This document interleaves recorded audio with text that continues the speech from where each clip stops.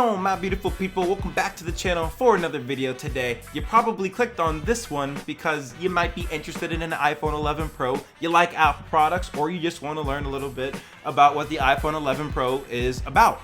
So you're in luck. I have been fortunate enough to be able to try out this new iPhone 11 Pro with all its jam-packed new features in iOS 13, and I figure since I've had this phone for a little over a month now, why not do a review on it? Maybe I could help some people who are on the fence about getting the iPhone 11 Pro or not, and it'll make it easier to make that decision for you. So right out of the box, you see that there's the iPhone 11 Pro with iOS 13. It weighs approximately 6.63 ounces, so it's not very heavy at all. It comes in other colors such as gold, space gray, silver, and midnight green. It did come with earpods with a lightning connector. And we got the USB-C to lightning cable. And one of the bigger additions that you get with the iPhone 11 Pro out of the box is the 18-watt USB-C power adapter, which charges your phone very fast. Like within 2 hours, I can go from like a 20% charge to a full charge. Now, this phone isn't some Nokia where you can just drop it and slam it around and be careless with it. This is a fragile device. It's actually kind of slippery in your bare hand, which is why I got a case for it. I also have a screen protector on it as well that really helps alleviate any scratches or any damage that I'll get on the phone. I don't understand people who don't get a case for their phone, especially like a smartphone that's over $1,000, because one drop can just shatter the phone and it's just not worth it. Even if these phones are drop tested and they're stressed to the max to see how much they can take, why risk it? You put so much investment into this phone. And if you crack it, you either got to get a replacement or get it repaired. Next here, I'm just going to go over a quick little summary of the general specifications of this phone. The processor in this phone is the 813 Bionic chip, which is an Apple-designed 64-bit processor based off of ARM's architecture. This chip clocks into speeds of 2.65 gigahertz, which is excellent for a smartphone. The great thing about this chip is that it has low power consumption, but it has a high performance of speed. This is what makes ARM's chips so good. If you're into processors and you want to know the differences between the ones for computers and phones, and particular for this iPhone 11 Pro, I left the link in the description below so you can learn a little bit more of the technical side of these processors. In addition to the chip, this phone is splash, dust, and water resistant up to 4 meters for 30 minutes. Not that I'm going to try that, but hey, that's good to know. The phone also has a Super Retina all-screen OLED display. If you don't know what OLED means, it means organic LED, which is the display technology that offers rich colors, high contrast, deep blacks, wide viewing angle, low power, and fast response time for action scenes. On top of that beautiful OLED display, it also has True Tone, which adjusts the colors of the phone based on the environment and the lighting around you. So if I stop there and look at how my experience has been so far with how the phone has been running, I have to say overall it's been very good. This is honestly the most beautiful display that I've ever seen in my life for a phone. It's just so beautiful. It's hard to take your eyes off of it, which is kind of a bad thing because I should be doing other things in my life. But honestly, guys, this is a very beautiful phone. The phone is also very fast. I haven't experienced any slowdowns whatsoever. In addition, this is my first time using an all-screen phone like this. Before, I was always using the iPhone 8 Plus right here, and it had the home button. So I wasn't used to that like swiping up motion to get into my phone. But honestly, the transition was smooth. I didn't feel much of a problem with it. It wasn't that difficult, not a big deal in my opinion. The battery life on this phone is great, but keep in mind it is a new battery, so if you think 2 years down the line, of course the battery is going to be a little bit worse, but starting off here, I've had no problems with the battery. Face ID now, on a black guy, it works fine. There's no problems. I've been in dark rooms. I'm still able to unlock my phone. That is not a problem, even though I do wish they had Touch ID on the glass, but I know that technology isn't ready yet. On Apple's side, that is. So we're still waiting on that, but that would be a nice plus. That way, if I have my iPhone on the table, I don't have to always bring it up to my face to unlock it. Let's talk about some issues I've had with this phone. It hasn't been all sunshine and rainbows. One of the problems I had here was that when I was in a phone call, it kept going back to my home screen. It just wasn't good because at some points in the phone call, the audio from the people I was in the call with would just completely drop. I couldn't hear them at all. And I would have to try to get back into the call to try to just hear them again. It's kind of weird to explain, but that was one of the issues that I came across.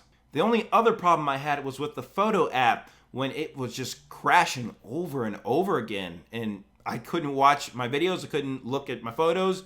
It just kept crashing, but I was able to fix both of these problems just by a simple restart of the phone, which I also had to figure out how to restart and shut off the phone because I didn't know how to turn the phone off, because it's not like the old iPhones, which I don't know why they changed this, but they did. But you have to press the power button and I think it's the up sound button, the volume button. Press those at the same time, and then you'll be able to turn off your phone.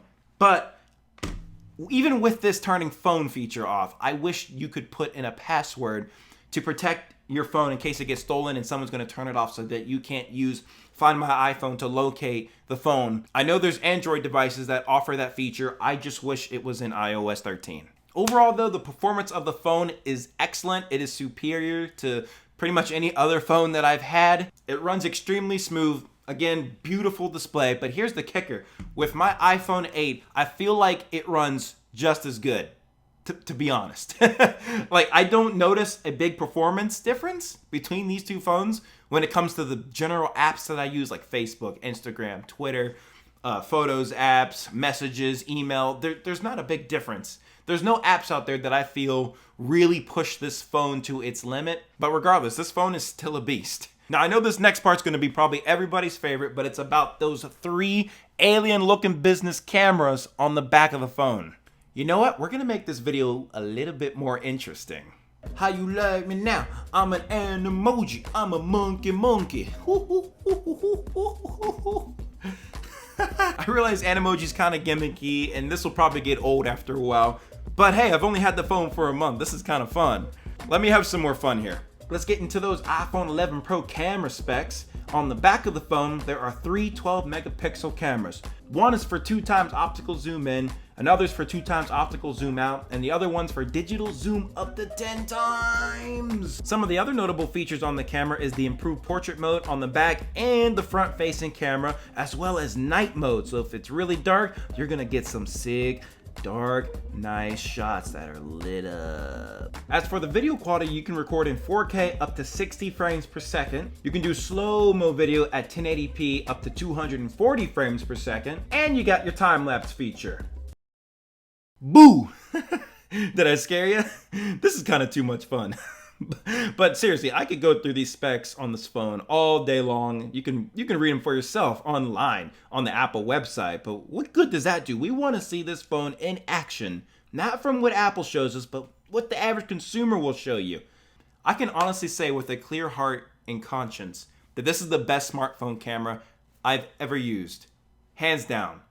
When I take photos with this thing, they're sharp, they're clear, they look good. like you're seeing the examples right now that I took with the phone. It adjusts to lighting very well when it comes to photos.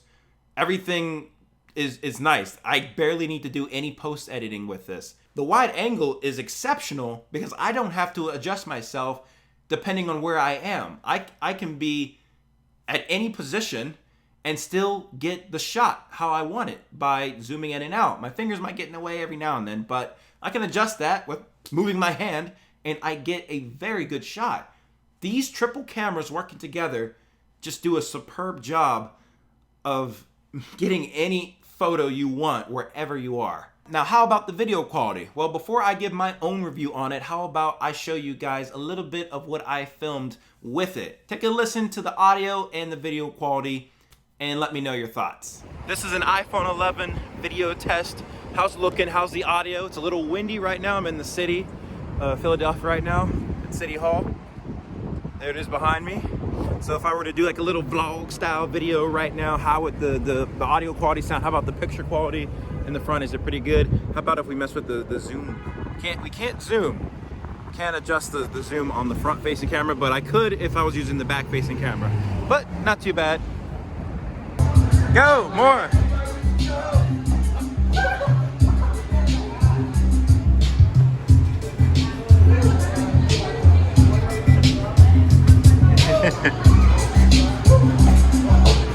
It didn't record. What?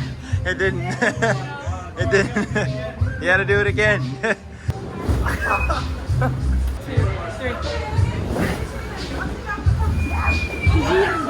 Yeah, I got you. It's wide angle. So that was the video quality. What did you guys think about it? With the picture, the audio, just everything. What did you think about it? I think for me, overall, it is great for a smartphone. That is very well done. I mean, you can't ask for much more at this point. It's almost as good as a regular DSLR or even a point and shoot camera, just like I'm using right now. I don't see how point and shoot cameras are still in business. Like, who is gonna buy one of those? Those were a big deal like 10 years ago, but now with the rise of how good the smartphone cameras are, it's really not needed. Like, how good do you need a photo to be unless you're a professional? You could be a professional and use this phone. I'm not even kidding. Then you put the good video quality on top of that, and it's just like, wow, like no brainer. I've just used a phone. Why would I ever buy a separate point and shoot camera? But with that being said, I do have a couple points of feedback I'd like to give just overall with the camera, photos and videos. I couldn't control when night mode shots took place. Sometimes the night mode feature would work when I'm out at night somewhere, and sometimes it wouldn't turn on. It just depends on my surroundings and how dark the area around me is. It would just be nice if I could control when the night mode feature was turned on manually. Something else was I couldn't flip my camera when I was in video mode. That was kind of like a little bit of a letdown because I can flip my camera when I'm making Snapchat videos and Instagram stories, but I can't flip it when I'm making a video on my phone. And I wasn't able to zoom in using my fingers on the front-facing camera, but I'm able to zoom in if I'm using the back-facing camera, which is good. But I just wish I could just flip the camera while I'm recording so I don't have to stop it and then flip it to get the other video quality that I might want from the back-facing camera. Overall, the camera is excellent, takes great photos. Even the nighttime shots are just really good and crisp and pretty clear, I'd say. My only thing would be the low lighting for video mode. The picture was a little bit fuzzy when using the back camera at night, so that could use a bit of improvement. So with all that being said, from the functionality of the phone to the camera, which is probably the biggest selling point of this piece of hardware, what is my final verdict? I'd say pick up this new phone if you're truly in the market for a new phone. You're on a phone like the iPhone 6 or 7 or lower than that, or you're looking to switch from Android to the iPhone crew. I would even add that you should probably be a person that likes taking a good amount of photos and maybe videos every now and then, because that's how you get your worth out the phone. This phone has an exceptional camera feature with the portrait mode, with everything. It's just amazing. Like, you want to utilize the camera on this phone. And if you're not planning on utilizing the camera, I'd say it's not worth it. Get an iPhone 10 or something like that. That's where you're getting your worth out of it. And maybe if you're gaming as well on the phone a lot, then I'd say it's worth it because you're going to be using a lot of the processing power that the A13 Bionic chip offers to you. Other than that, if you don't match that description I just mentioned, then I feel like an iPhone 11 Pro wouldn't be worth your money, unless you just have money just to spend like crazy. Then I guess who cares, right? But honestly, I think the iPhone 8 Plus that I have here runs just as good. Yeah, the screen isn't as nice, and I don't have that beautiful, the crispy camera with the front and back facing portrait mode, which are just beautiful, by the way, just beautiful. Really utilize the camera, man. If you have that iPhone 11 Pro, it is too good to not be using. I'm just saying. What else? If you really want something that's the latest and greatest and it's still worth your money, I'd say go with the iPhone 11. That is a solid phone, great camera, great display, but a lot cheaper. A couple $100 cheaper. I'd say that's kind of a good amount. You'll still be in the Apple ecosystem. You'll have that good hardware and software security that Apple is so famous for with their encryption. You will be A-okay, and you'll be saving some money.